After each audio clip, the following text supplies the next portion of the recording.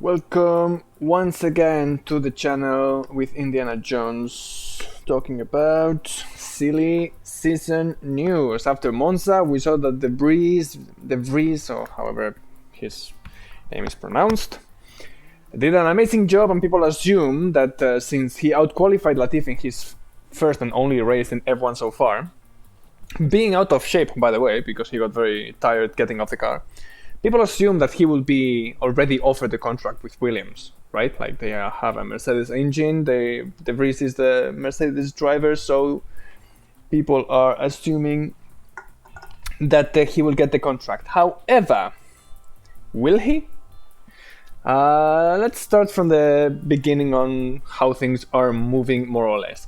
Herta was the target of Red Bull to place it in the car of Gasly, so Gasly could go to Alpine. However, the FIA denies the license to Colton Herta because he doesn't have enough points. Let's remember, drivers require 40 points based on their career and winning podium points and all these things, so they can go into F1, especially because they are kind of forcing people to go through F2 and F3, which is their business, right? F1, F2, F3. They want people to go through those categories so they can try to make it bigger. Herta, obviously, being from the USA, didn't go through there. He's competing in the IndyCar, which is like the equivalent of F2, just slightly faster in the straight lines. Anyway, so he doesn't have enough points. He has 33 points in the super license. So he's not allowed to race for any F1 team right now. Also mentioned before is that there is a gray area in the regulations of the FIA that allows teams to be able to try to make an exception if a driver has more than 30 points, which is the case of Colton Herta. However, the FIA don't want to give an example or set an example by giving an exception to this driver, because that would mean, like, why is this guy going into F1 when we have, like, for example, the champion Drugovic without any seat in the F1, right?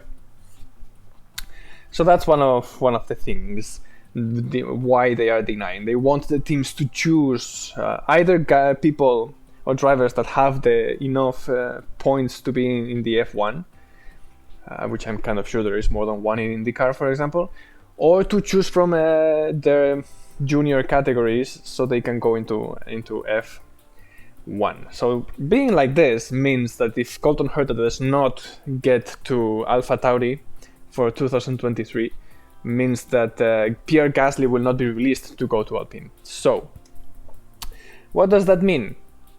De Vries was supposed to be linked with Williams, right? He's shared a third driver with Williams, with Aston Martin, as we saw him being in Monza. So people are assuming that he will be joining Williams for 2023. However, the promoter of the Dutch Grand Prix was asked about it, and he gave his opinion that he thought that he was going to be going to Williams. However, there is some voices saying that Williams has already signed a contract with somebody that is not Nick De Vries, and that's why they are not, for example, announcing it yet. So who could that driver be? There is some theories. Anyway, so what would Nick De Vries do after what we saw in Monza, for example? Looks like Alpine might be interested in getting Nick De Vries since they cannot get Pierre Gasly. One of the options was Mick Schumacher, but which was also Ocon's preference for the driver. But it looks like Nick De Vries could be the chosen one. And why would that be? It looks like since Mick Schumacher might be ending the contracts with Ferrari and therefore with Haas, especially seeing how Gunther Steiner is not talking like something like good things about Mick Schumacher or giving the support to Mick Schumacher, when we can see recently that he is being faster than Magnussen in the races, right? He's getting further in the standings and everything. So why are they not confirming him? Looks like Gunther Steiner has all their names in his head. There was the name of Daniel Ricciardo, which apparently he denied or he rejected going to Haas. Nico Hülkenberg also was one of the names that lately has been there, but he's too old perhaps. The idea would be to have someone young next to Kevin Magnussen. So Mick Schumacher leaving Ferrari would mean going to another team, right? Right now there is no spaces other than Alpine. So looks like Mick Schumacher could be the name that the Dutch Grand Prix owner or promoter talked about.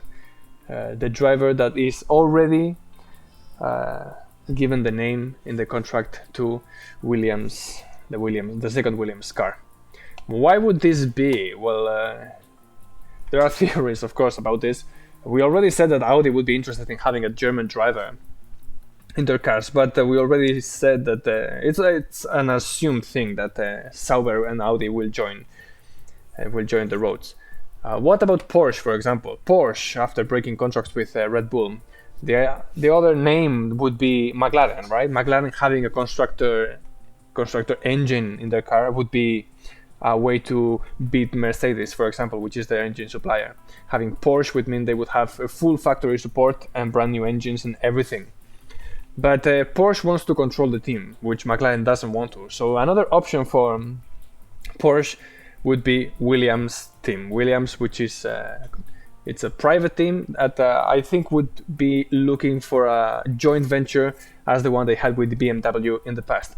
Porsche being German, same group as Audi, I think having a German driver in their car like Mick Schumacher would be an ideal point. So perhaps Mick Schumacher would be driving for Williams next season. So who will replace Mick Schumacher in Ferrari? Well, Mattia Binotto was asked about this, and they said that it's too soon. They are seeing what to do with Mick Schumacher, blah blah blah, which means Schumacher is out. Let's cut to the thing. So when asked who could replace, he didn't say Giovinazzi, he didn't say Ricciardo, he didn't say all the names. He gave the name of Robert Schwartzman, which would be, in theory, like the next in line, right? He gave really good comments about him. He has been driving F1 cars, and he has been really quick in the F1 cars and the practices that he's had. He performed really well in F3 and F2. So he would be the next one in line.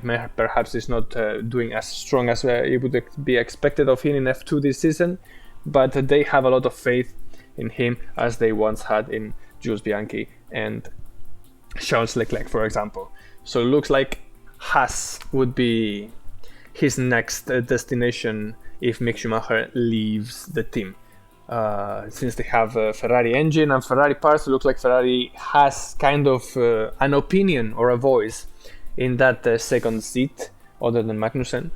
So Robert Schwartzman could be sitting in that car for 2023. Of course, Latifi would be the loser one, getting out of the F1, and the rest of the teams would remain the same. So Noda is not confirmed, but everybody is giving it for certain that he will be there in exchange of Honda support in the Red Bull powertrains.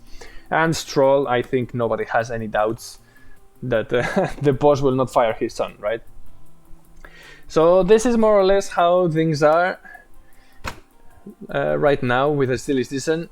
Let's stay tuned and see if it's actually kind of looking like that for next season. Alpine is the key of what's going to happen for the rest of the grid as well. So there is no Grand Prix this weekend, so let's stay tuned to see what news are confirmed and what is not confirmed, what is denied, and have even more fun with the things as the season gets to a close.